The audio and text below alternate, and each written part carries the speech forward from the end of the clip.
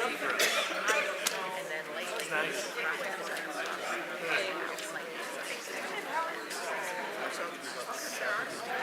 why the cat.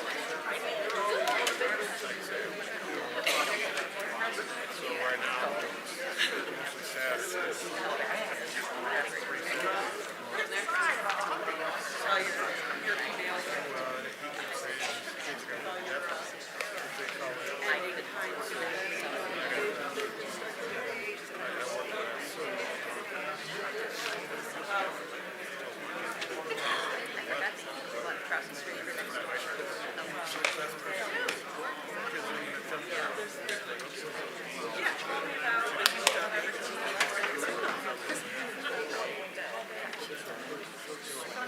I would like a dog, but I have a cat right now. It's just huge. I don't need a dog. Yeah.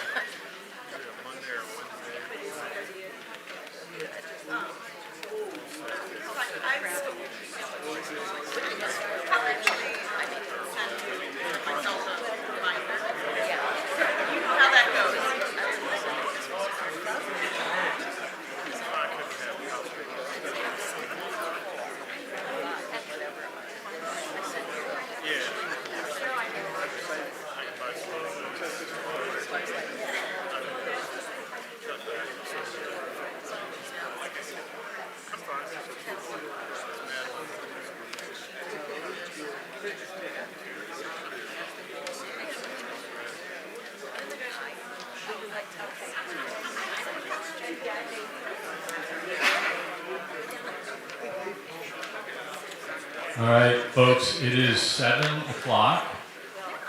So I'd like to call to order the special voters meeting for tonight.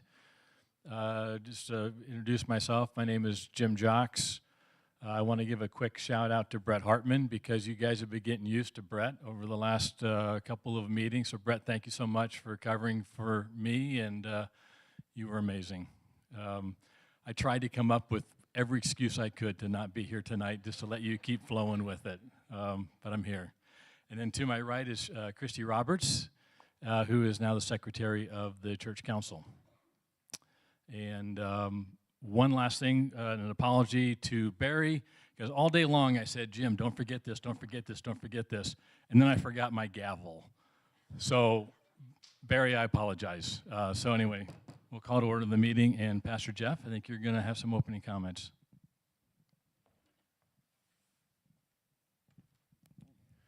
Thank you.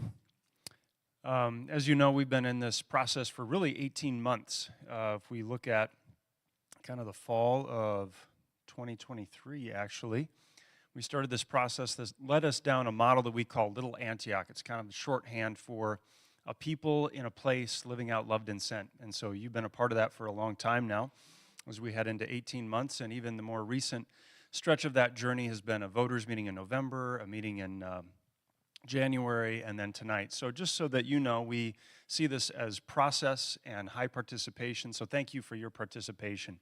This isn't a business. The church is not a business. It's not an organization that just rushes through things, but we're a family, and that takes time, and it takes process. So thank you again for your patience through that. I think in the last meeting in January, we had a couple hundred people here, more than 200 watched online, and so we have high engagement from our church, and that's important. Just a couple of reminders as we get into tonight. You'll hear a lot of review if you were here in January. You'll hear some review. If you haven't, you'll kind of get the lay of the land. Two things to remember about Little Antioch. First, Little Antioch is people first. People over place. We may talk about a place, we may talk about a parking lot, and parking spaces, and buildings and square footage, but at the end of the day, we don't care about places unless there are people there. And so, first, people. We're people focused first. The second thing is, Little Antioch isn't just the future, it's now. All the things that we built out in Little Antioch even 18 months ago, we're already doing them because it's people. So we identified high priorities for you, for us, education, health. We're doing that. Sending, that was important to you. We have a sent coordinator. Starting new ministries or planting new churches, we're doing that with our Makana Jesus community. Sharing loved and sent, we're doing that. Margin for mission, we're doing that. There's about 7 priorities that were important in Little Antioch, and we're doing all of them already. So as we talk tonight, just remember that we're on our way to even expanding those things, and that's important. We're doing it now and even more into the future. I'm going to open with prayer, and then we'll get into the meeting. Lord, thank you for those who are here tonight, those who may be watching online. Thank you for the church that you've given to us. You have given us a great people in a great place. Lord, continue to give us wisdom. Sometimes when we're in new territory, we're not quite sure where we're going. The map isn't always clear, but you lead the way. Just as you led your people of old in the wilderness, cloud by day, fire by night, we're looking too for a cloud or a pillar of fire to lead us. If you show that to us, Lord, we'll follow it. It may not literally be a cloud or fire, but if you would give us a prompt, if you would just give us clear direction, we'll do it. Even if it's difficult, even if it's hard, we'll do it because of all that you've done for us and because we live in a world that's desperate for you. Lord, we're willing to do whatever it takes that more people would be loved in Christ, more people sent into the world. In Jesus' name, amen. Thank you very much. Welcome to the folks at home that are watching, and for our friends at home who are watching, at the end, when we have a Q&A session, I would ask if you could come up to either one of these 2 microphones with whatever your question or comment or observation might be so that the folks at home can hear that as well. And then also, for those who came in before we got it out there, there is a sign-up sheet over there. So as you leave tonight, if you wouldn't mind signing the form, you can try the app, but I'm pretty sure we're not on the app tonight for attendance. So just if you could sign the sign-up sheet when you leave, that would be great. All right, so see if this works. Of course, it's not going to work. Is there a special button to hit? That one? So there is the on button. There we go.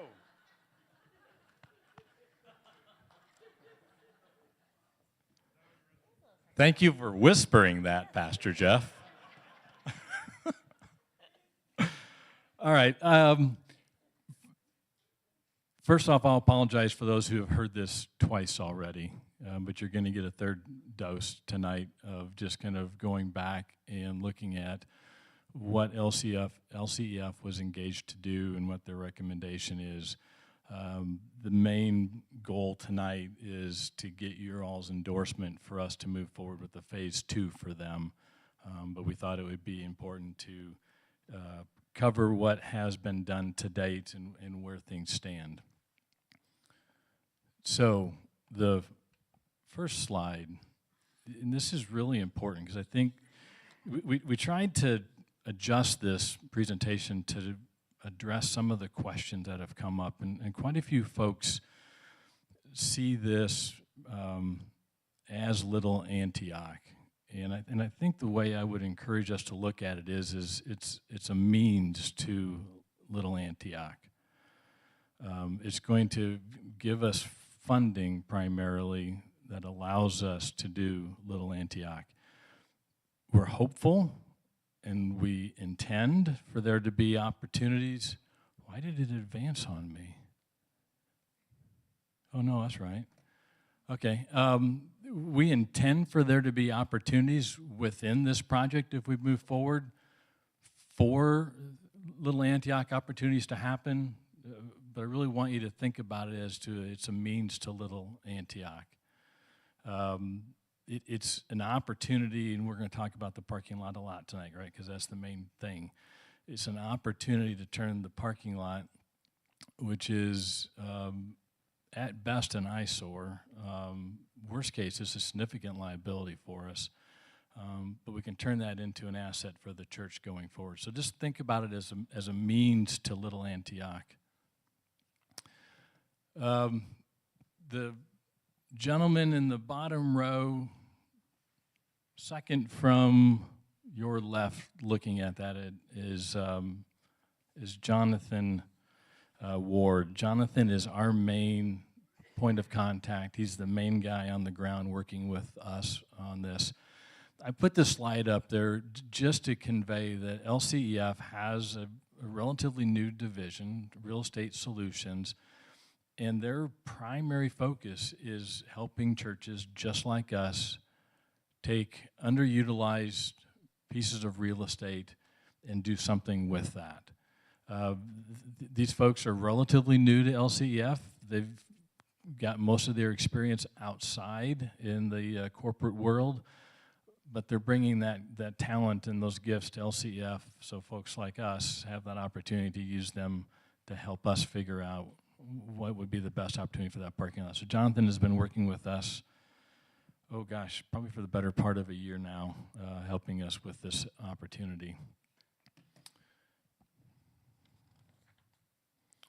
So this is just a quick synopsis of the type of work that LCEF, their real estate division, does. And I just want to highlight 2 items, and hopefully you can see it okay up there. We're working with them on market rate housing. So again, this is an important point. The intention behind this is not to be subsidized housing, low-income housing. We've used the word affordable. We want it to be affordable, but I think some folks have kind of looked at that word as meaning it's going to be kind of a low-income housing. This is meant to be market-based housing in South County. What the market can bear, this is what we would charge. It's also intended to be a mixed-use opportunity. So within the apartment buildings would be commercial opportunities, retail opportunities within those buildings. You'll see on the diagram coming up, there's also the intention of having a standalone, smaller building that would be a commercial retail opportunity as well. So again, of all the things that they offer, those are the 2 things that we're really focused on with them on this project.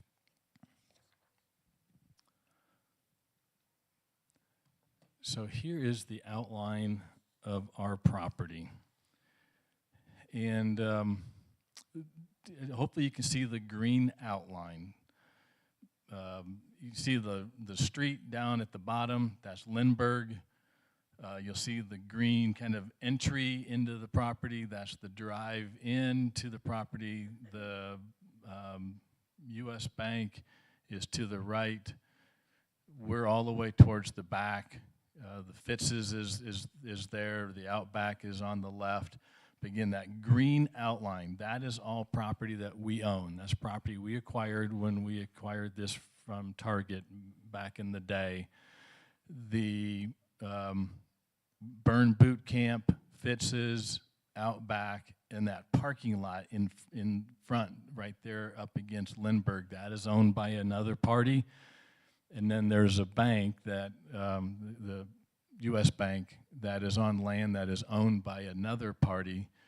So the 3 of us make up the 3 owners of this property. And there's an agreement between the 3 owners of how we act, what we do, what we can do, what we can't do, how we share costs and so forth. The main thing I really want to convey is that parking lot is our nickel. If there's a need to resurface that, so if you can see the dark part on there, and so what, Dana, 2-3 years ago, 5 years ago now, time flies. 5 years ago, we did a resurfacing of that section of our lot, but we did not do a resurfacing of the rest of it. So that lighter gray is all really, really old pavement. If we seal the parking lot, restripe it, stuff like that, we can have the other owners help participate in that. But if we resurface that parking lot, that's our nickel. If we have to tear it all up and redo it, that's our nickel. And the thing that gives me angst is it just takes one of those owners to pick up the phone and say, you guys got to fix that parking lot. And then we got to fix the parking lot. And I'll come to that in a bit as to what that could cost. But anyway, the property in green, that is our property. So last year we engaged LCEF, call it Phase 1, and we hired them to simply perform a highest and best use study of the parking lot. We didn't have them do anything with the building. We didn't have them do anything with the incredible pizza space next door. It was just, what could we do with the parking lot? What's physically possible, what's legally permitted, what's financially feasible, what would drive the highest value for Christ Memorial so we could take that money and put that towards Little Antioch. And when I say legally permitted also, it would be obviously St. Louis County zoning issues, but it would also be what is permissible under the operating agreement with the other two property owners on this site. So when LCF did their work, they came back to us, and their recommendation was a mixed-use development with new apartments and commercial community space within the apartments. Some of the factors that play into that, we have a large amount of space. You saw that with the parking, and most of that is dramatically underutilized. LCF said, hey, look, we would help you guys move forward. We would help you find that developer. We would help you develop that relationship, manage that relationship, develop that contract. What we would do, and this is again another key point, all we would do is get the land that we own, that would be where the apartments and the commercial space would be placed, get that valued. That would be our investment into this venture. We wouldn't have any other responsibility other than if our land came in and it was valued at $2 million, then we're a $2 million investor in this project.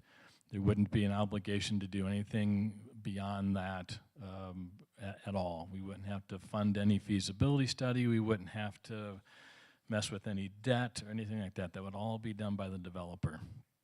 So it really is, if we move forward, what's the appropriate value of the land? That's what we would contribute. There wouldn't be a need for anything beyond that. So why housing? The multifamily housing is, as it says on the slide, is one of the largest and best performing real estate classes. There's always demand. Right? People always have to have a place to live. They have a lower default history, again, because there's always a demand. If the economy's down, people still need a place to live. They may not need to shop someplace, so that's what makes retail a challenge. Interest rates, as many of you know, are high. I do find it interesting that when Lisa and I bought our first house, we paid almost 11% interest rate. So yeah, it is high today, but those back in the 80s know something different. But it does make houses out of reach for a lot of folks. So apartments would be something beneficial to have for the community down here. And it also serves as an inflation hedge. As interest rates change, as inflation changes, then obviously we can adjust the rent accordingly for these apartments.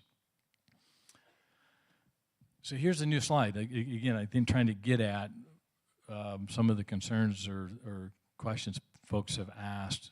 And one of them is who would live here? So these would be 1, 2, 3 bedroom apartments. Rent would be market-based. What the South County market would show as appropriate, that's what we would charge. Just some of the thoughts as to who the tenants could be. It could be one of your kids who just got out of school. And they're just getting started, so they don't have the funds for a house. They don't have the money for a down payment, so they could be in an apartment. Could be a school teacher living there. It could be an emergency responder who doesn't have the funds for a house. It might even be one of you out there who have a house today and just don't want to mess with the house anymore. You're at that point in your life where I just want simple. And so maybe this would be where you could live. You'd have a 2-3 minute walk to church every weekend. You couldn't show up late because then it would really be bad. So here's a rendering from LCEF. And don't lock in on this. Don't assume it's written in stone, because this will change. It'll change a lot if we move forward, because this is really going to be driven by the developer and a lot of conversations with the county and the community and ourselves. And so this is one idea of how this could look. And just a couple of things to orient you to. If you were to stand out to the, I think this is the second row of lights, Dana, out there. If you were to stand at the second row of lights out there, that would be roughly where the land dedicated to the apartments would start. So it kind of give you a sense of how far out that would be out in the parking lot if this is what was ultimately done. It'd be two buildings. The bigger one would be towards Lindbergh. The other one, which wouldn't have the other end on it, and the thinking there is the neighbors on the other side of the fence, they're going to struggle with this initially. And so the thinking was, let's not put a bunch of apartments there that are just looking right in to their place. So that's why there's not a U shape to that top apartment building. This does create some green space for us. That has been a very consistent theme and bit of input from everybody here as to let's have some green space with whatever we do. So this does have some green space built into it. There'd also be dedicated green space for the apartments. You can see towards the bottom, I guess, purplish rectangle, that would be the standalone commercial retail space. That space that could be very focused on community services, to be determined. But the idea is we have the space, and let's put something there that hopefully could provide a little bit of revenue for us, as well as serve a need in the South County community. I think that's, yeah, let me just, and this one kind of goes in a little bit closer to the piece that'd be right outside of church here. You can see again, there'd be quite a bit of green space that would be added in that would connect over to where the child care center is, creating opportunities for gathering spots before, after church. It could be special functions that we hold. If the weather's nice, we could hold Bible classes out there. So again, the idea being, let's have some gathering space, some green space for us. And then you see how the parking would swoop around, and then the parking would go up along the north side of the property. And then you've got the apartments to the east. All the parking for the apartments would be all the way to the east towards the fence over towards Ronnie's Plaza. So all that parking you see out front would be the parking for Christ Memorial folks. This next slide is just 4 renderings of what this could look like. Again, don't lock in on this. Don't commit it to memory because it's going to change. But the idea being these would be 3-story buildings with the apartments in there with a mix of retail, commercial space in the lower level of the buildings. Again, could be dining, all to be determined as to what those could be. Could be physical therapy. Again, our focus is going to be ideally something that is a community value. So parking. Parking was and is a big deal. And you all shared those concerns when we had the leader meeting back in January. So this slide was put together by LCEF, and it shows, based upon typical attendance here, as well as what has been contractually committed through the operating agreement with the other 2 owners, as well as our lease with Incredible Pizza, the spaces committed to those properties, what the apartments would need. And as you can see, as you look at that, the amount of parking that is proposed in this layout should be sufficient to meet all the parking needs for ourselves and what we've committed to the other tenants on the property, as well as Incredible Pizza. But I just want to emphasize, we know this is important. Right? We know. I was one of the folks that was worshiping at Lutheran South Gym when we ran out of space at Christ Memorial. So I know firsthand how important the parking is, so that we can make sure everyone can be here comfortably attending services and other events as a CMP Productions. And so this will be something we're going to be very, very focused on, making sure that we're not putting ourselves in a situation that we were back at the old campus.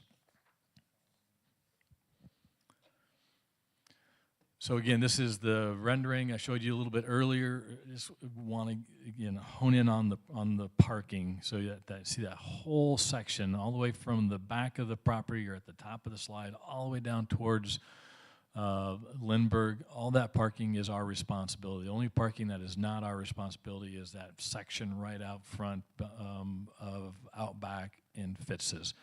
Even at the back drive that goes around the back of the building is our responsibility to maintain that. It is a significant risk, and it could be a significant financial burden. So if we were to do to the rest of the parking lot what we did to the immediate section outside of here, it could be about $1.4 million to do that.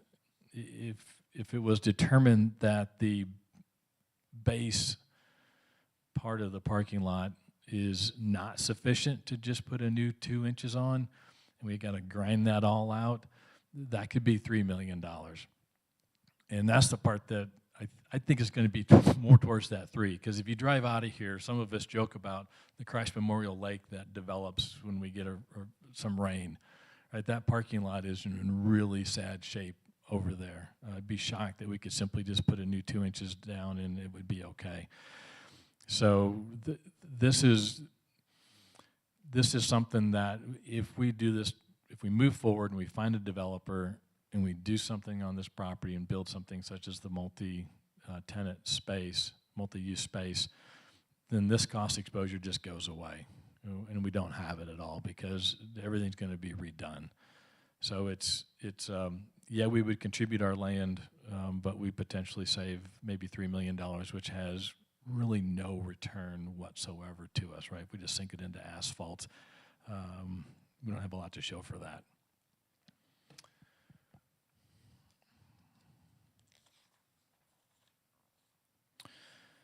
Just to comment on the political and the community side of this. Back last fall, LCF did have an informal conversation with the county planners, shared with them the idea of this kind of a multi-use development, almost a little community, so to speak, that would be developed here with residential and some retail and the existing retail and the church. And their initial reaction was they were very supportive of this. So, you know, the hope would be is that would be the case going forward, that they would continue to be supportive of this. We would have to work with the other two owners that I referenced earlier, because in the operating agreement, apartments are not allowed. So the other two owners are going to have to say, we're good with this change and allow us to amend the agreement between ourselves and allow us to do the apartments. We've had some conversation with the individual who owns the property that Burn Boot Camp, Fitz's, and Outback is in, and his initial reaction was favorable. We have shared our intentions with the individual who owns the land that the bank leases, and we've shared it with them. We haven't heard anything back from them, but we will keep working at that. Dana has been diligent in trying to get an audience with them. Our neighbors are going to have an opinion on this. The folks on the other side of the fence over there, obviously they're going to have some concerns, and we're going to need to work with them to come up with something that they'll support and be content with. All of that said, this is why we need a developer, because this is what they do day in and day out with developments. So they're going to know how to handle this, the appropriate way to approach folks. So that's really, this slide is really, it's important to have that developer because it would be very difficult without that. Some of you asked the question, did LCF consider anything else? And the answer is yes. I mean, they looked at quite a range of opportunities. They looked at office. Could we put office building out there? COVID taught us that people can work from home. And so office space is struggling today, and I think it's still going to struggle as companies' leases come up and they start dropping those properties because the majority of their employees are working from home. So office space just is not nearly as secure an opportunity as multifamily would be. We could do more retail space, just all retail. I think the challenge with that is as Amazon has demonstrated, that we don't need bricks and mortar to the extent that we used to have brick and mortar stores. So retail is struggling from that perspective. I just saw in the paper that TGI Fridays is closing permanently. So any kind of retail operation is a challenge today. And I'll talk about Incredible Pizza in a moment as well. And something that you all have brought up is childcare. That was clearly a priority in a lot of folks' minds way back in November of 2023 when we met the first time. So we had them look at that and said, well, what if we built a building and that was where the child care center could be? And their response back was the amount of money it would take to build a brand new building to house a child care center would make it completely impractical for anybody to be able to afford what we'd have to charge just to recoup that back. So it's not a financially feasible thing to take the child care and put it in a brand new building built somewhere.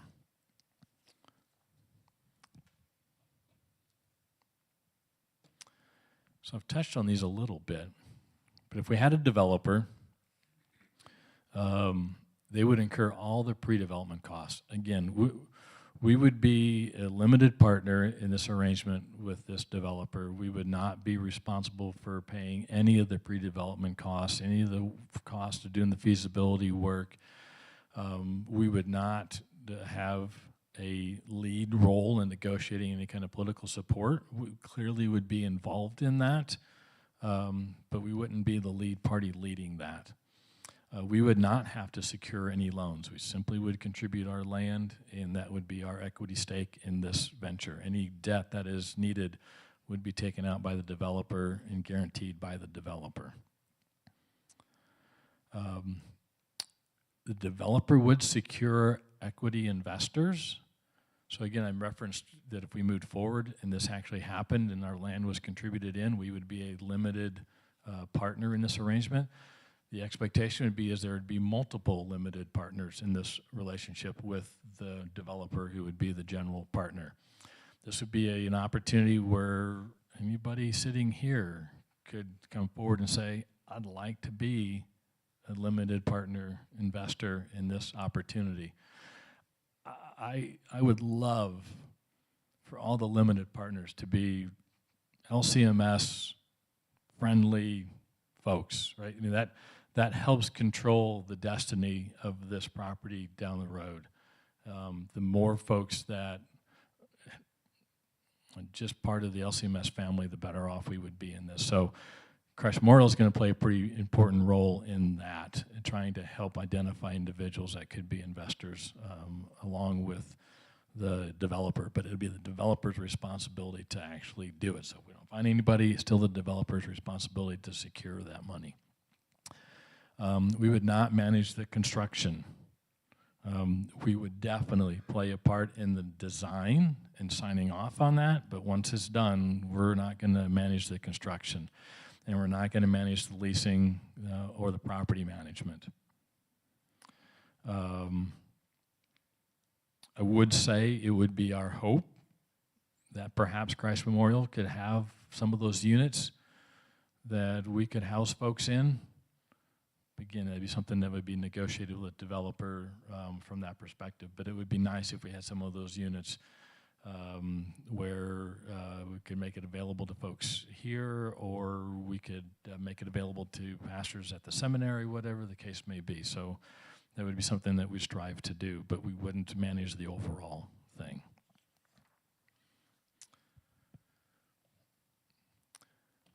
Again, some of the questions that you all have asked is, what if the developer wants to sell?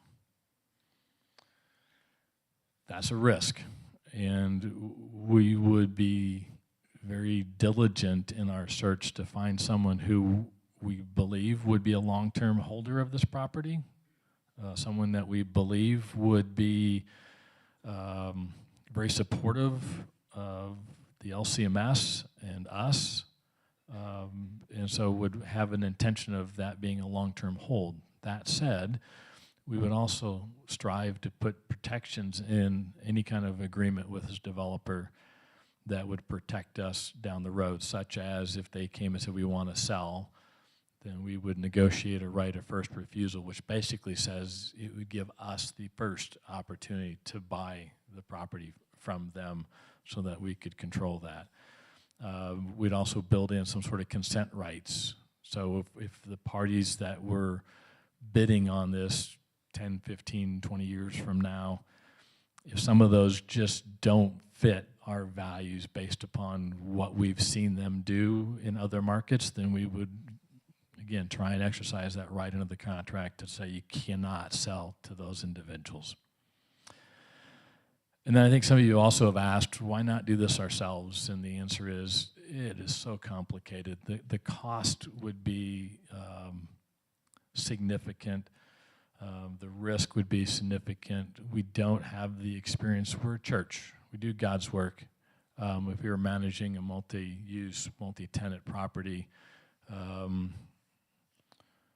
it would challenge us being able to do God's work elsewhere. Just the time I've been on council, and I see the amount of time that Dana has to spend with Incredible Pizza, it's a shame because she has to spend too much time with Incredible Pizza. Something like this would just be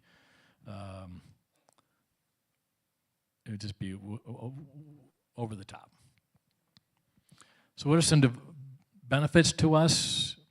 You know, we touched on the community services. Fully have the expectation that some of that retail commercial space would have community service opportunities. It could be places for us to do stuff in there, or it could just be opportunities for services that South County needs. Clearly, there'd be the financial benefit. That's the main benefit to allow us to continue to pursue Little Antioch in different ways. Some ministry opportunities. Again, I mentioned maybe there will be opportunities to have space in there for ourselves to do Bible studies, any kind of outreach to the tenants in that building. And then also, it's going to look so much nicer than looking out at the pavement out there, as well as if you look past that, you get to see the lovely backside of the Ronnie's strip mall over there. So there is nothing pretty when you look that direction outside the church. This is going to make things look a lot nicer out there.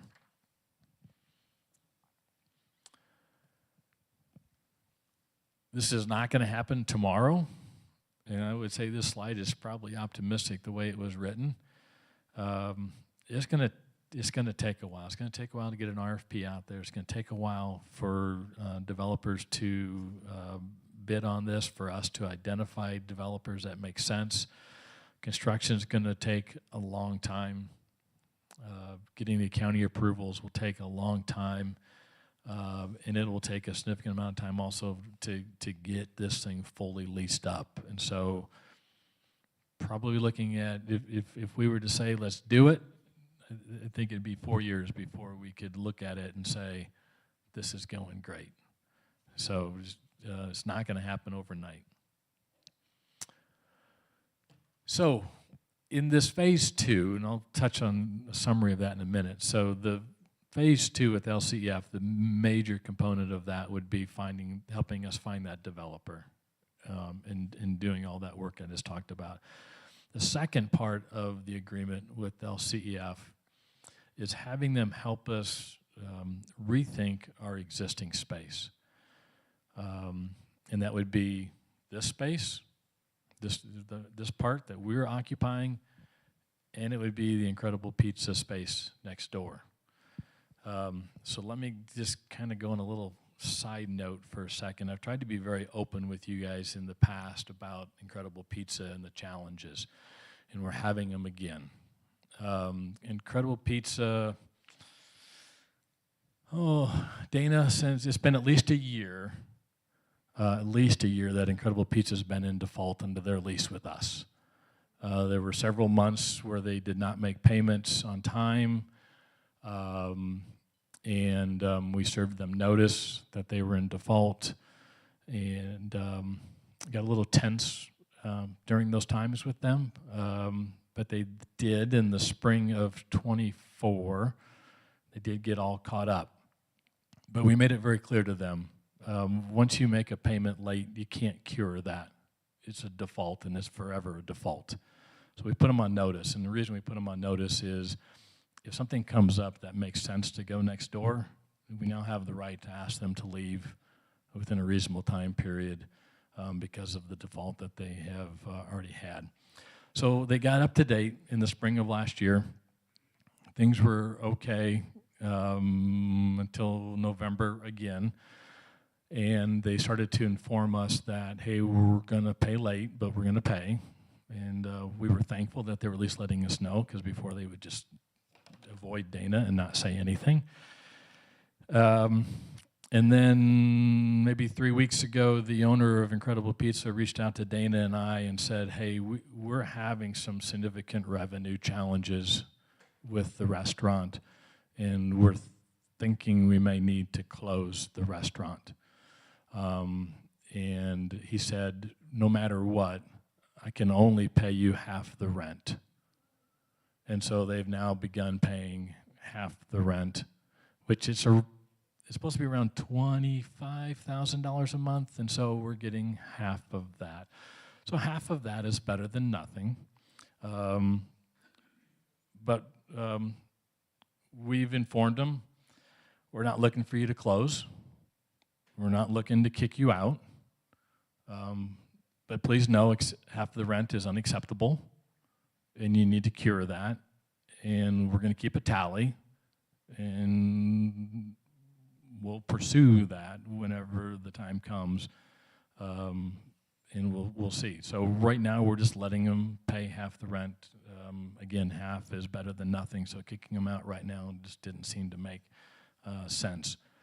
That said, this phase 2 is really important, because that's going to help us as a congregation think through what could we do over there. Because now we have the opportunity within like 60 days notice to start something brand new over there. What could that be? So LCF's agreement with us would help us think through that. It's also going to look at this space and say, are we using this space as well as we could? Maybe there's something over here that can go over there. Maybe there's something new that could come here and something moves over there. The opportunities are almost endless. And so I think that the timing is great to start with, but obviously the timing is now imperative, because Incredible Pizza has made it pretty clear that I'll be surprised that they make it. Their model just is not working in St. Louis at this point in time. So we'll be looking at that. Now, something hot off the presses. I mentioned one of the parties to the operating agreement that we have that owns Burn Boot Camp, Fitz's, and Outback. It's also the party that owns that parking lot, so they're the ones that have leased that land where supposedly a bank and Dunkin' Donuts is going to go.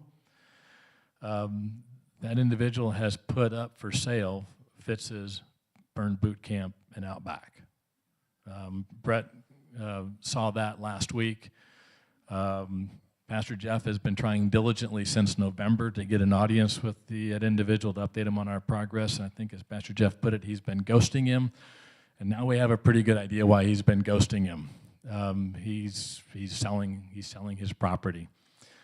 So I see it as a great opportunity to really think big now, right? So there's going to be a huge interest in that.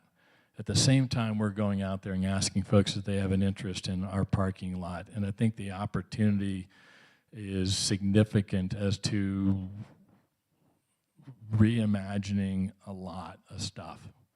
I don't think anything is off the table in regards to how we as a church look at what is transpiring now with our neighbor next door, or two doors down. So just a quick update on that. Again, I think timing is so important in regards to us getting that RFP developed and out there as people start to take a look at this whole development and what it could turn out to really be. It could be pretty exciting.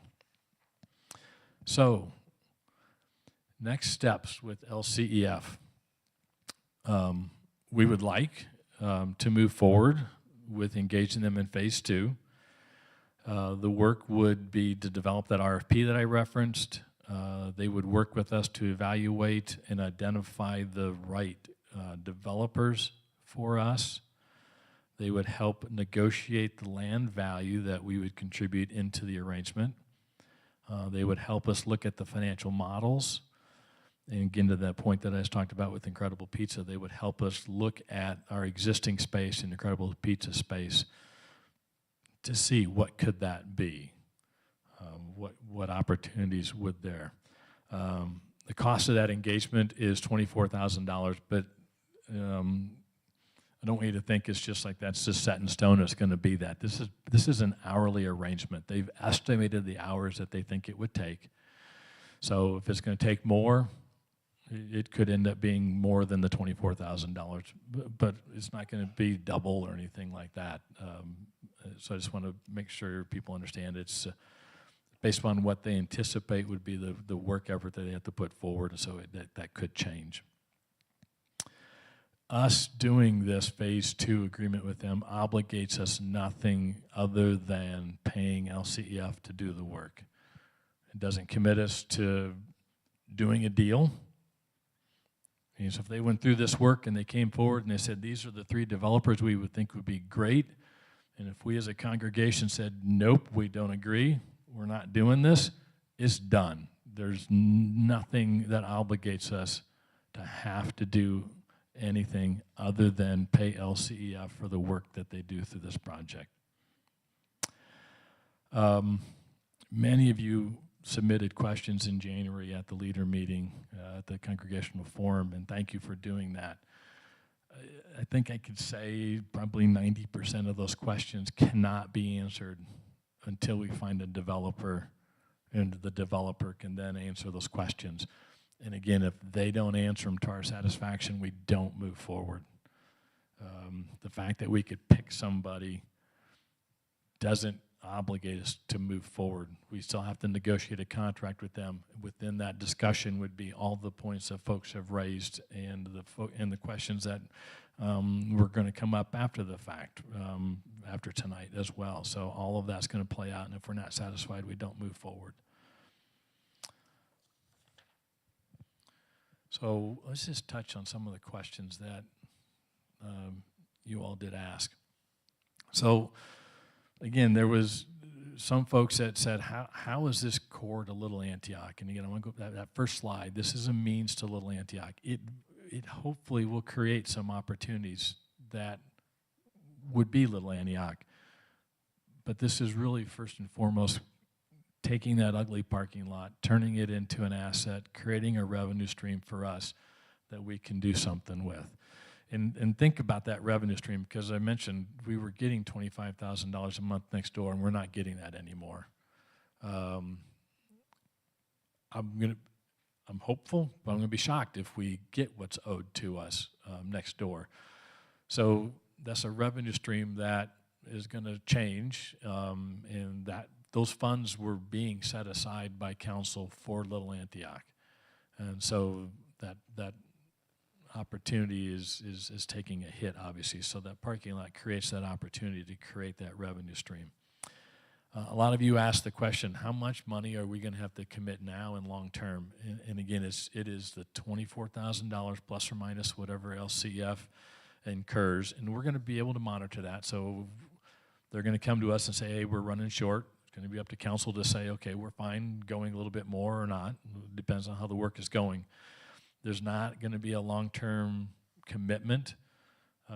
There's not any additional funds that we have to put into this project.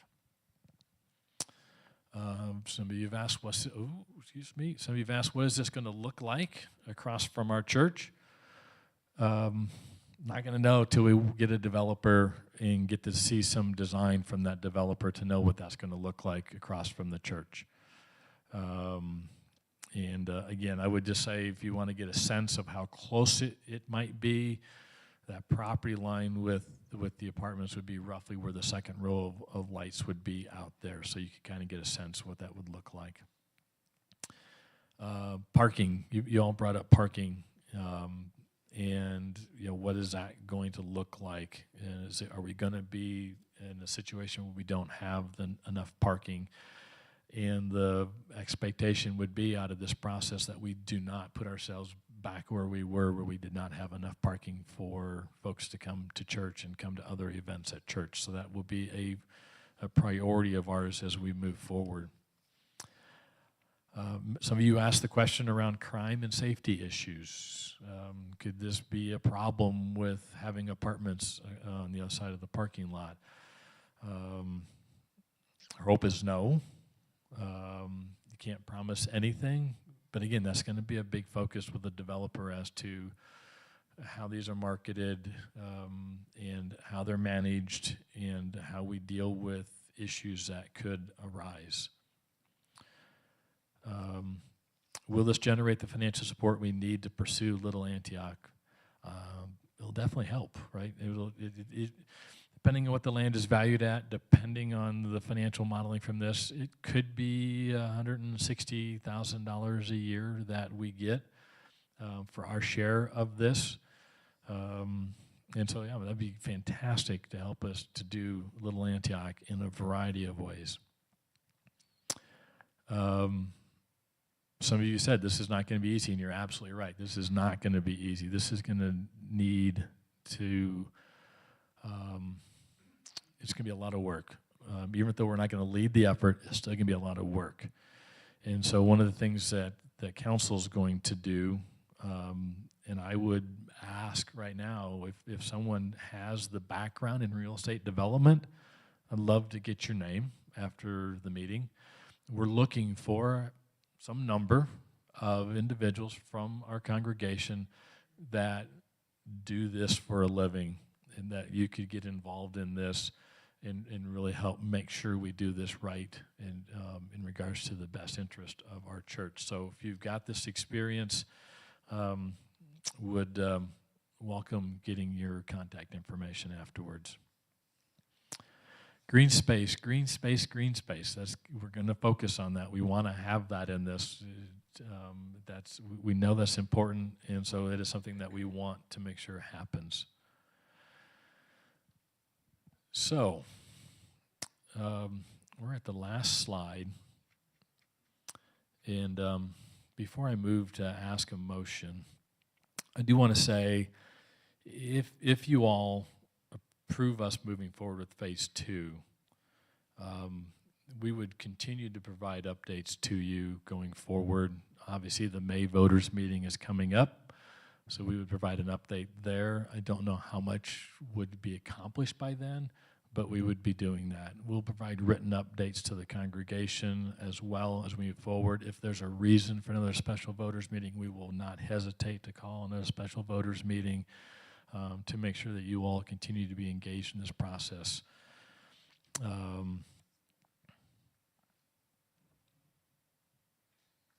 Yeah. So I know there's going to be questions. I hope there are questions. But what I would like to do is just, I'd like to get a motion from the floor to approve us being church council, approve church council moving forward with phase 2. And I would ask for a second, and I'm going to pause so we can have some discussion. But I'd like to at least get this formally on the floor with a motion. So could I get a motion? Hey, Jerry, can I get a second? Okay. Sorry. Jerry moved and Chris Holman seconded. So I've got it's been moved and seconded. So I'm going to pause for discussion and conversation. So again, if you've got any questions, comments, thoughts, concerns, I would ask if you could just come up to the microphone so the folks that are home watching have the opportunity to hear the question as well.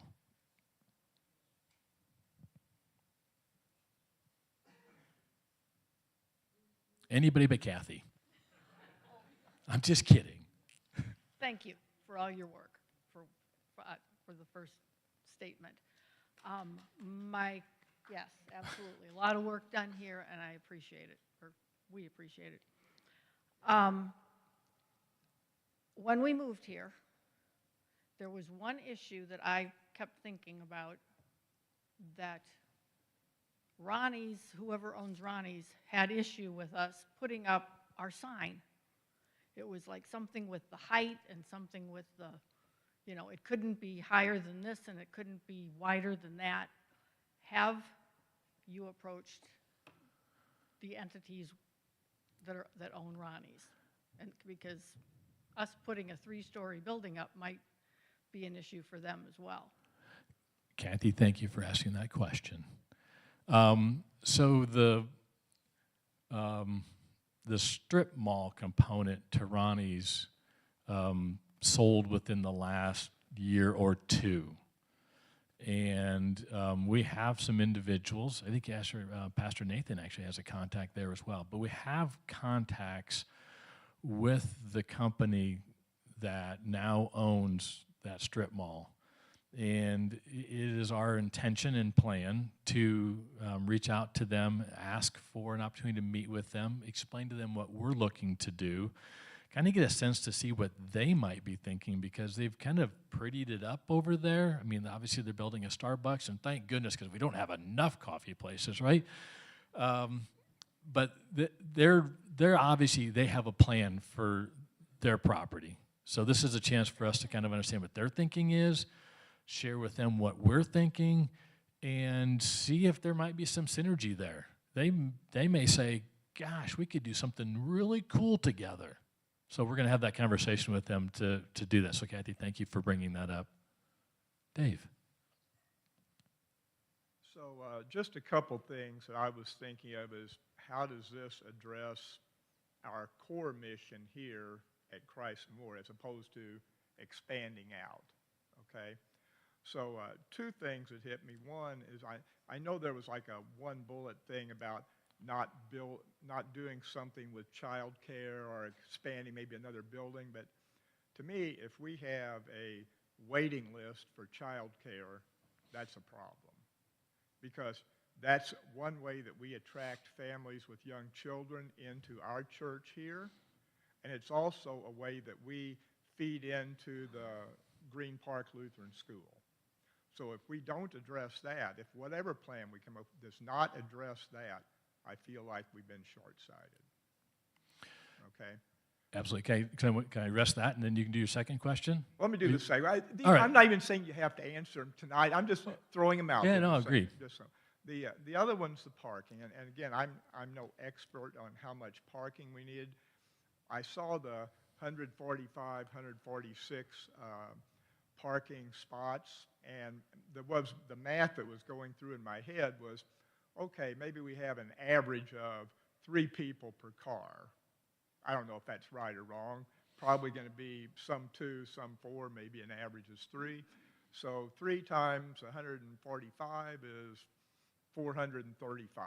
So we have basically limited ourselves to 435 people with 145 parking spots. At least that was the math that was going through my head. If I would have seen something there that would have said, you know, we're going to have enough room for 200 parking spots, I would have said, okay, we've allowed for growth here in our church.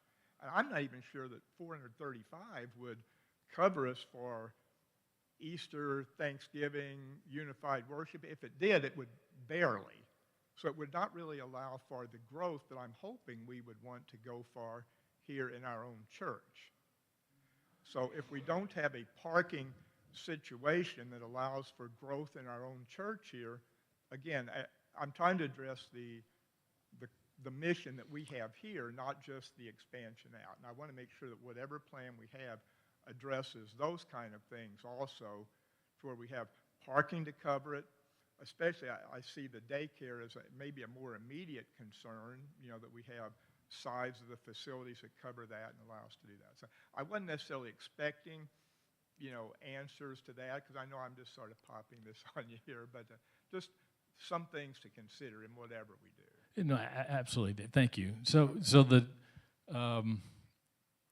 child care would definitely be a part of that kind of rethinking this space. Don't know, it would definitely be a part of it, right? What that would ultimately be, to be determined.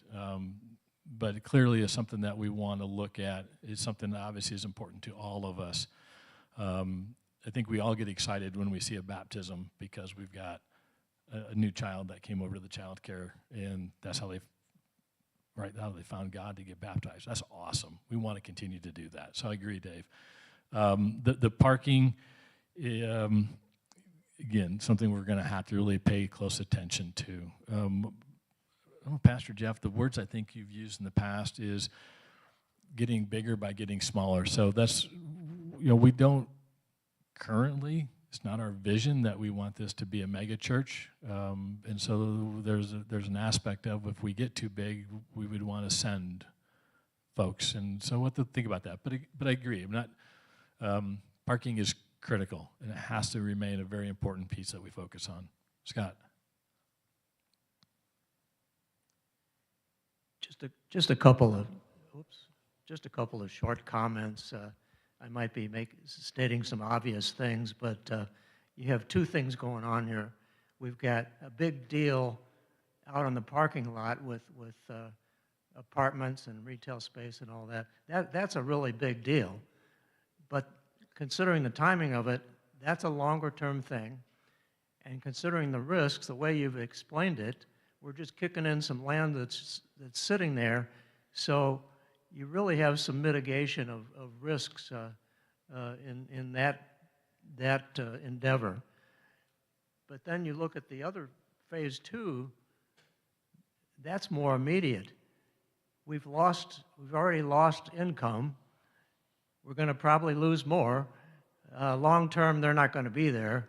And so we're going to have that space there. And we need to figure some things out that are more short term. They're going to be upon us. You might find something out next month that we'd have to deal with some things. But so I think the phase two, right now, tonight, I think that's the most critical thing, that we need to approve that so the council can go forward with that and get into that, because that's the thing that we really need to get into. Yeah. Thank you, Scott. Yep.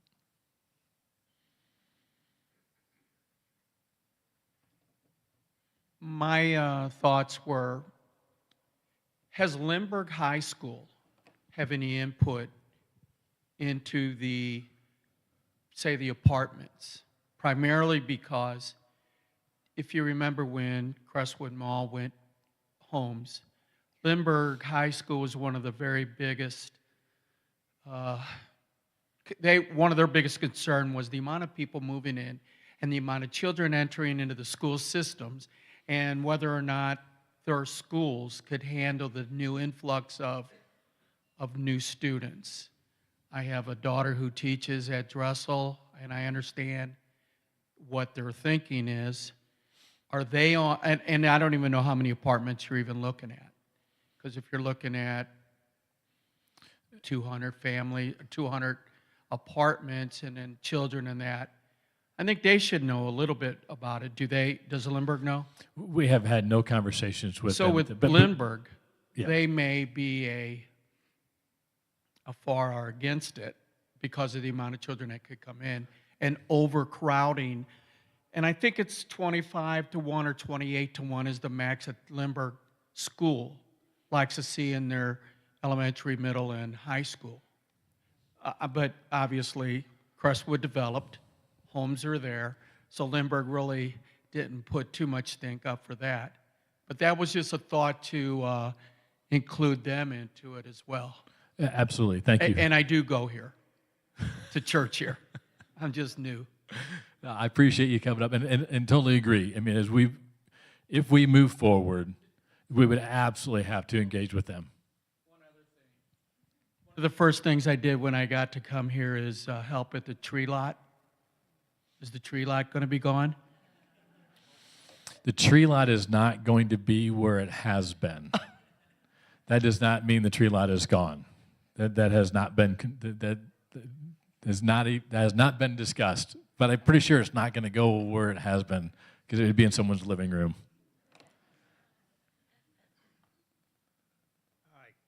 Hi, I'd like to introduce myself. My name is Michael Petty. I'm a newbie from Reliant.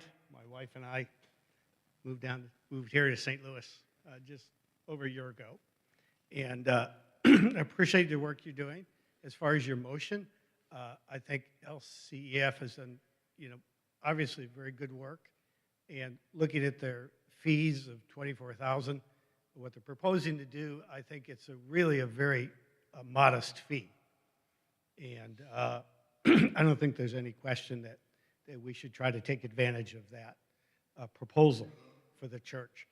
I have one observation, one question about what at least the preliminary proposal. From my understanding, it's really a trend right now to develop unused, underutilized retail spaces in the multifamily housing. I think it was Crestville Mall. They demolished that and built Newburghs and put in housing. So that's happening all over. Just what little I learned tonight, however, caution, I think what they're proposing is kind of a very conventional scheme. We're giving up parking lot and they're putting in conventional apartment housing. I would caution, they're going to, as you look at that second row of streetlights in the parking lot, lights in the parking lot, that's where there's going to be an apartment building. And those are going to be new neighbors, and we're not going to have any control over that. As you described, marketing housing, this could be sold, this could be rented to whoever chooses to rent the apartments. And they may or may not have an affinity to a church as a neighbor. And if anybody, I want you to think about if you've ever lived next to an apartment building, sometimes it can be okay, sometimes it can be very unpleasant. And maybe that's something we need to mitigate. I'd also encourage them to, maybe all of us, do some more thinking and think outside the box. There's other models for housing. There's models that include multi-generational housing. And if we find something like that, that is both appealing and there's some market for it, it could be something that energizes the church membership to actually participate. And the Pride Church, we discuss, older or transitional housing for older people that could be members of the church to serve them. So thank you. Yeah, agreed. Thank you. Anybody else? Can you come to the microphone? Yeah, the footprint of Incredible Pizza compared to this space? Like, is it 2 times? Dana, is like 60,000 square feet next door that's occupied by Incredible Pizza, and I don't know our square foot. About the same size. So if they go under, there could be a roller coaster, someone wants to buy that. It could be some bumper cars, someone could buy that.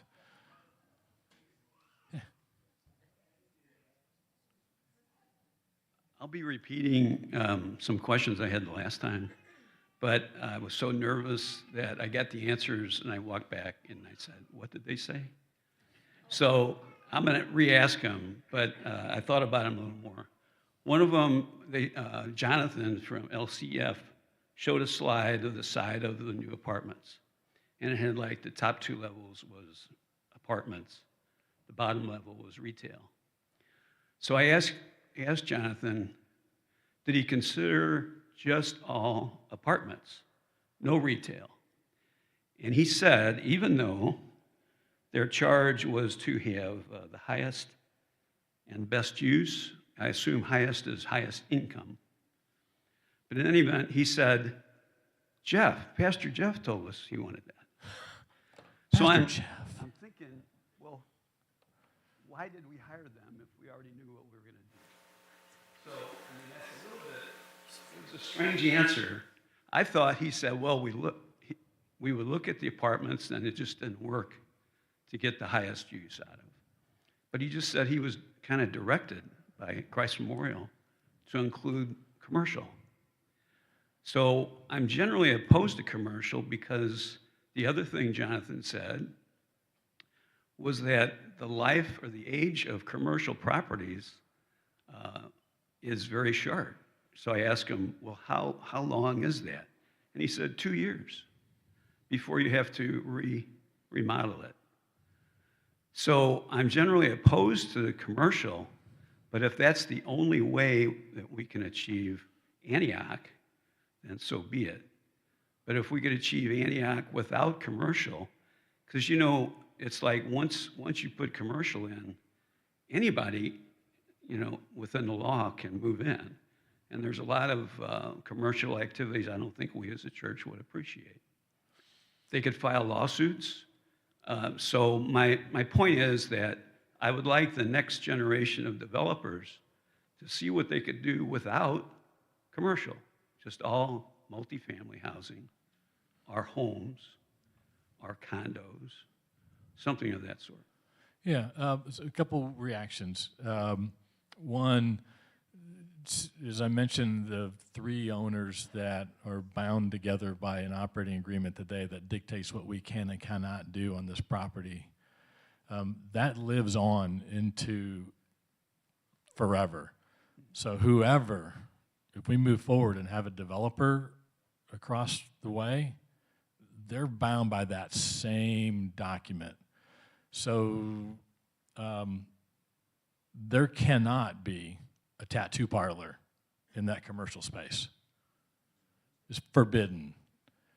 If they did it, we'd obviously sue to shut it down to prevent that. So but they could also sue to open it up. Yeah, but they're signing an agreement up front that acknowledges that they're bound by that. So they could attempt to do that, but I think they would lose that because it's pretty black and white. So there would be protections as to what could be in that commercial space. But to the general concern you raised, I appreciate it, and I agree.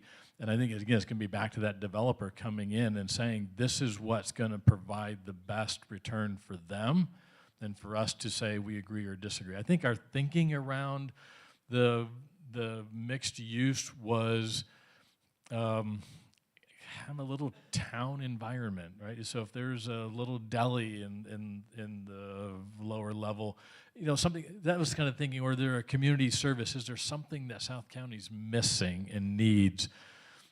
Could that be in there? And could that be in space that maybe is more affordable to whomever that is? But it all will come down, it'll come down to the math as to what makes this most sense. Okay. So I agree with your point. And then the income for Antioch would come from the commercial, but what about the rent from the homeowners or the landowners? Excuse me, the apartment dwellers. Do we get any of that income? Yeah, we would get a return on all of that. Okay. Yeah, yes. All right. Thank you. Yep, thank you. Uh-oh, I'm losing the microphone. Dick, thank you for your question. If I gave Jonathan any indication of what to do, I might have been unconscious at the time. So I don't remember, I can't speak for him, but I did not give any indication of specifically what to put. I think maybe what he was referring to is our general desire to have what Jim said, kind of a community feel. And so they built in for sort of the space to either have community services, potentially businesses, potentially commercial, or even if you would go back to the one that they put on more the north side, that building, I don't believe that had any commercial in it. The one that would be just right out here, it had like a community room for the tenants that, you know, maybe we could guarantee some access to. So I'm not sure, I don't want to speak for Jonathan, but we didn't give him necessarily any indication of what to do other than to say more of an integrated community. Are there mutually beneficial services or amenities that we could have together? Mr. Hartman. Do you want to sit up here and ask the question? I heard Chuck E. Cheese is looking for a new space. Maybe. Just kidding. All right. I'm not a fan of big mice. All right. Just a couple things on the parking thing from Dave. I think that slide is a little deceptive because it's 145, 146. But the understanding is that the 240 for IPC is sort of shared use parking as well. So you get the 146 here on our campus alone, but then you get the 240 from IPC, which is also going to be our building in phase 2. So I think that does add a lot of parking, and depending on what goes in there too. So I think we're pretty good on a parking standpoint. And then as far as the commercial versus mixed use or apartment building space, just seen a lot of that go up lately, and it seems to be working pretty well. I don't know, like in Kirkwood, they in the James building, they put a Napoli down there, and that seems to be doing pretty well. It's new, but you know, Sunset 44 is down there on a first level, and also they have some apartments up above there. So I think it's exciting. I think with the developments last week with Dan Jones putting it on the market, I do think that is a big opportunity. And again, opportunity to turn a liability into a big asset. So just throwing that out there. All right, Brett, thank you.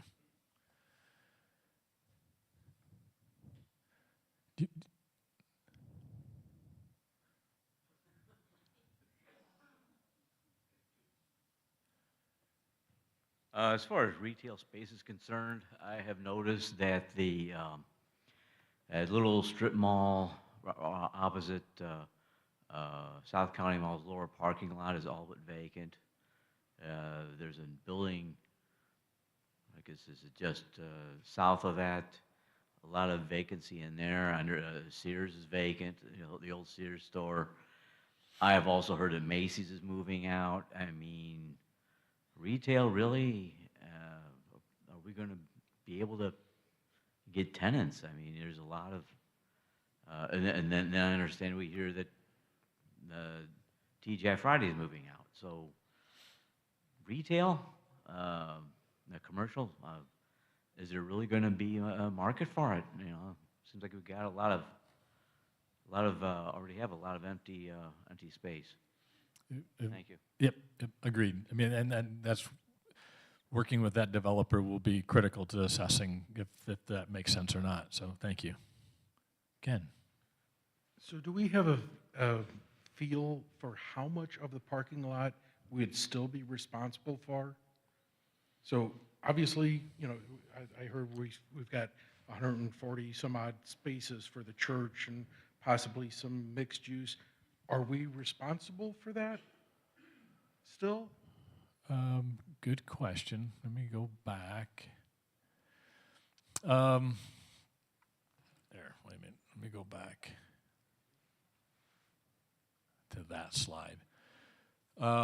So where we as the church would maintain responsibility would be the section. I'm holding my hands up like you can actually see something. The curved parking in front of our church would be ours. Okay. All the parking that goes in that middle section is all parking that's dedicated by and large to Incredible Pizza today. Okay. And then the parking that would continue to go down the face, so in front of Burn Boot Camp and in front of Fitz's, down towards the proposed new standalone building. So basically, that whole strip would still be our responsibility.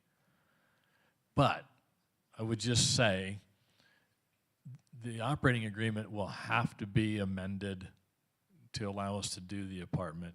It creates an opportunity for us to talk with the owners and say what makes the most sense. Whomever ends up buying the property that Dan Jones is selling, they may have a vision that will be like, ooh, that's pretty cool. Let's talk about that. And that could play into maybe we sell some of our parking to them. Hard to tell, but right now, if all that happened was the apartments, that strip right down the middle would still be our responsibility. So just eyeballing that, maybe 40% would still be our responsibility of that 9 acres. Is 40% right? Is it 50%, 30%? I don't know. I'm just kind of guessing 40. Yeah, I mean, that's probably about right. Okay. Yeah. Okay. All right. You know, of that 40%, over half of it has been redone, so I wouldn't have a big concern from a significant cost. But you're absolutely right. And as you know, as Brett mentioned, you know, as we reimagine what could be next door, there's the potential that the parking commitment that we have to make to Incredible Pizza today does not have to be committed to whatever is there tomorrow. Right. Creating an opportunity is there additional land that could be developed? Could the apartment buildings be squished closer together? To be determined. But you're right. Okay. Yes, as it is now proposed, drawn up. Right. Okay. Thank you. Thank you.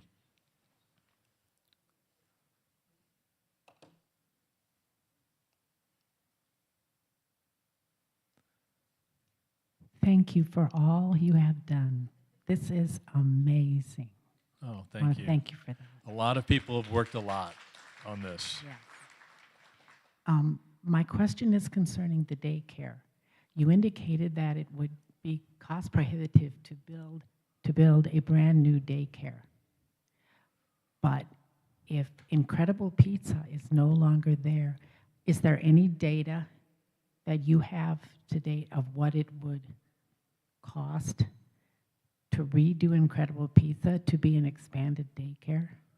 And I know this is because they're still there, but just wondering if that is on someone's yellow pad to get through. It is on someone's yellow pad. I won't say to get through because that implies it's a done deal, which it is not. But I think absolutely we got to look at what makes sense. And council has talked about, is expanding the child care or something that we should do? And so I think the answer is yeah, that's going to be part of the work with LCEF, no doubt about it. And we just have to assess, does that make sense? Anna would be intimately involved in that as the leader and running the child care center for us today. But I would just say from my perspective, if it's not part of that discussion, I would be disappointed. So with every bit of power I have, I'll make sure that is a consideration. That's not to say that it is a done deal. It is something that should be looked at, though. Thank you. I ditto what they all have said. You've done a huge amount of work, and we really appreciate it. I'm a visual person. The man I'm married to, he's not. He's the engineer. He should have been an architecture engineer. So anyway, he can help out with some of that. But anyway, but I'm visual. So what I would like to see with the developer or whatever is stripes out there. And like, can you give me a number of that green space? Like how many feet of that is, what is it going to be? Like 200 feet, 300? I mean, then I got an idea from that. And then like striping, it just really helps. We did that when we built our house, and the house was moved 10 feet because of it. So it just really might benefit a lot of people if we did that. I agree 100%. And that would be our goal. And I'd even bring up my Saturday night friend back there had brought up, it'd be nice if we could actually put a 3-story makeshift building out there so we can actually see the height as well. And so we'll focus on that with the developer to address that. We all have to be comfortable with what goes on out there. And so where it's going to be placed and all of that has to be looked at before we commit. So agree, thank you. Yeah.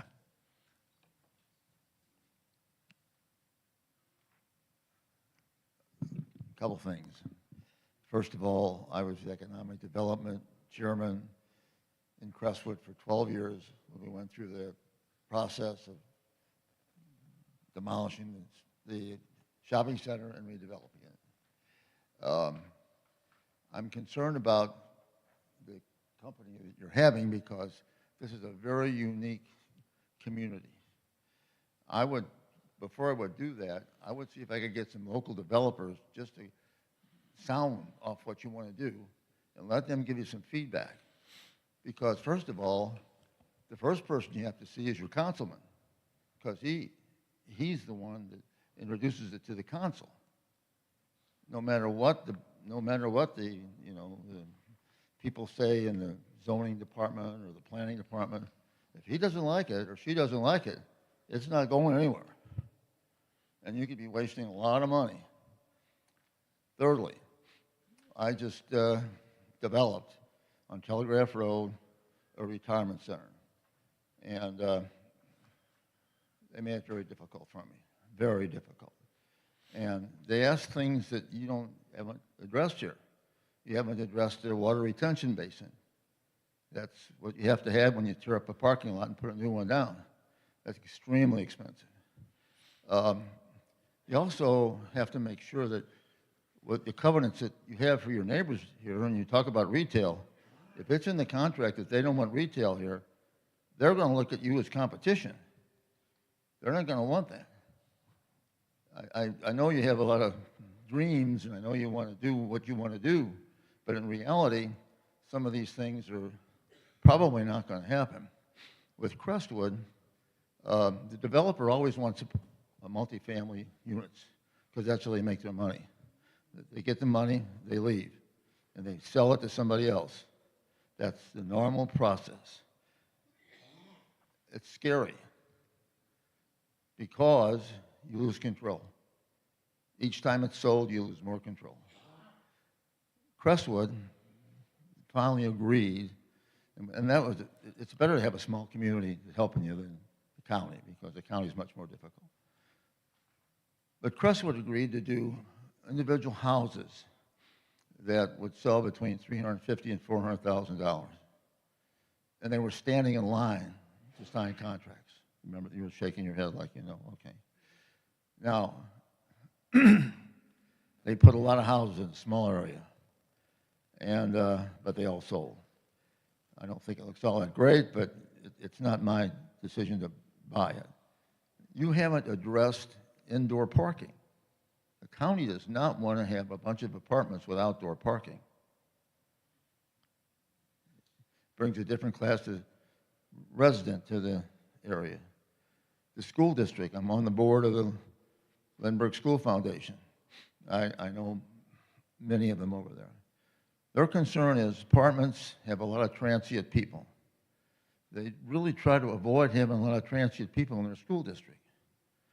It has effect on their testing scores. It has effect on many, many things. People don't get as involved in the school. So they like to have individual homeowners in their school district. I'm pretty sure they're not going to like this development. Well, I'm positive they're not going to like it. So you're going to have to talk to them for sure to see what their situation is on it. As far as retail is concerned, which folks don't realize, is the minimum wage increase in the state of Missouri put a lot of people out of business because the expense of that is humongous. That's what happened to Fridays. I don't know what's going to happen to retail in our area, but it's over-retailed. You can drive down Lindbergh, you can drive down Telegraph Road, you can drive, every shopping center has signs up.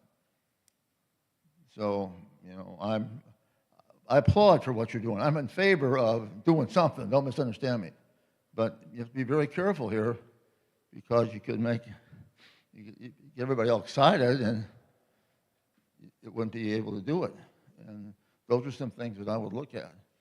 As far as our development over on Telegraph Road, the developer said to me, he said, I've developed things all over the country. I've never developed anything as hard as it's been to develop in unincorporated St. Louis County. So that's what you're up against. A lot of payoffs, not from you, but from the developers to get done what they have to get done. I mean, that's part of doing business. Right. So it's dicey, very dicey. And it's hard. I mean, it's extremely hard. Our developer had a 3-story complex for ours, and ours is all 55 years of age and over. People can only live there. I don't own it, but I sold it. The councilman didn't like 3 stories.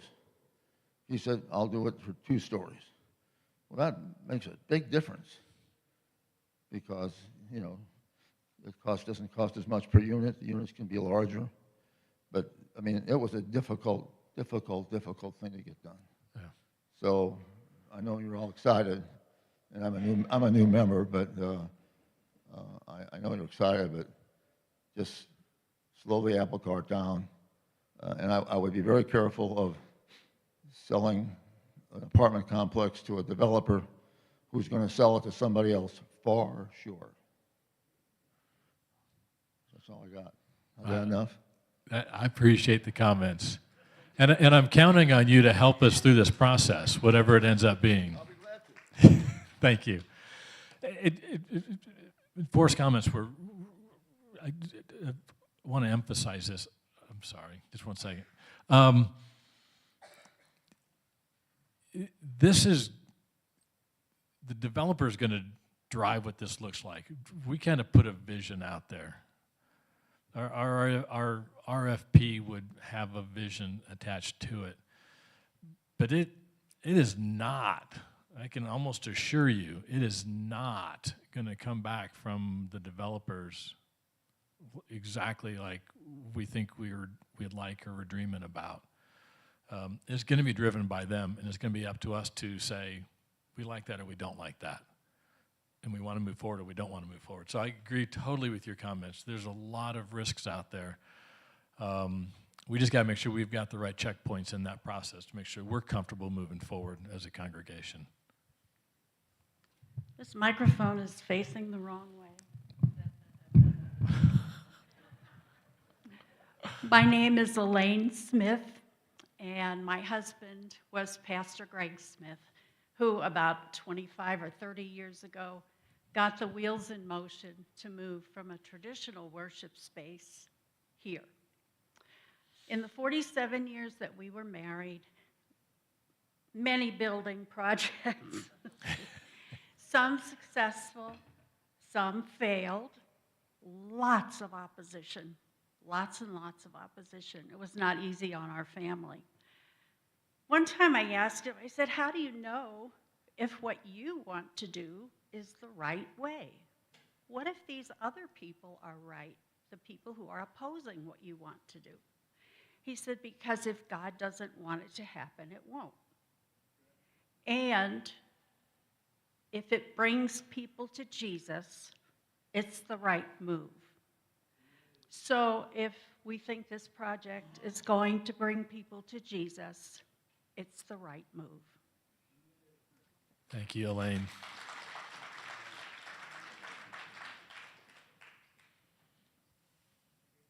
That's a tough one to follow. Anybody else want to come up? We can only have one shoddy a night, so you're going to have to go sit down. I wanted to know how many apartments are we talking about per building? Per building, I don't know, but it would be 114 units as envisioned by LCEF. So again, the developer is that's going to be different, but in that 100 plus range would be the thinking as currently designed by LCEF.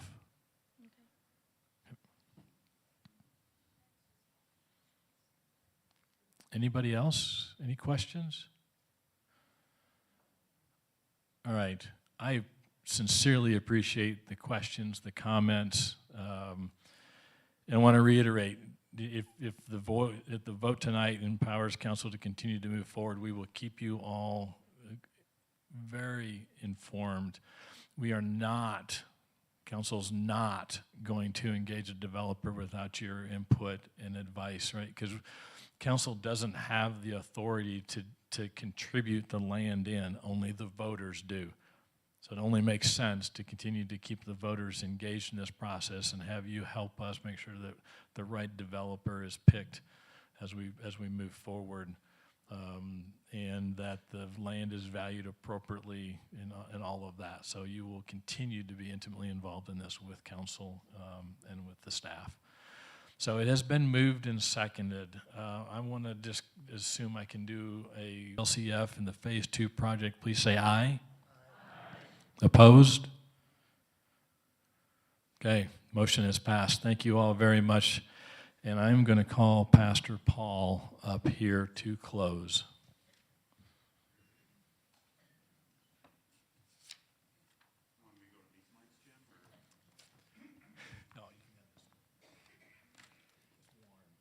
All right. Well, good evening, everyone. I am grateful to our council and all of their work, our staff, our partners at LCF, and all of you. It has been incredible to watch the engagement, the interest, the questions. It is a sign of a healthy church that people care about the mission of God enough to stick around until 8:35 on a Monday night dreaming about what could be next. And so thank you for your part in this. It's late enough. Let's pray, and then we'll go home. Heavenly Father, you have been so good to us. You have reconciled us to yourself in Jesus. You have sent us your Holy Spirit. You have made us part of your church and given us the gift of faith. And on top of all of that, if that weren't enough, you have blessed us tremendously. You have made us wealthy in assets and opportunities and people and partners. Father, tonight we discussed a building plan, a dream that we have.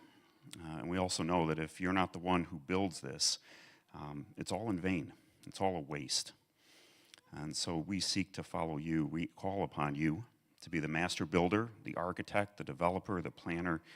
You lead us forward, even if that means turning to something else, another plan, setting this aside, because you are more important to us. Following you is more important to us than any plan or proposal or dream. And so lead on, Jesus. We follow you for your kingdom, for your glory, that more might be loved and sent in your name. Amen. I can't get a motion to adjourn. All right, everybody just go home. For those online, thank you for attending. For those here, if you didn't sign the sheet, please sign the sheet on your way out. If you would, please, thank you.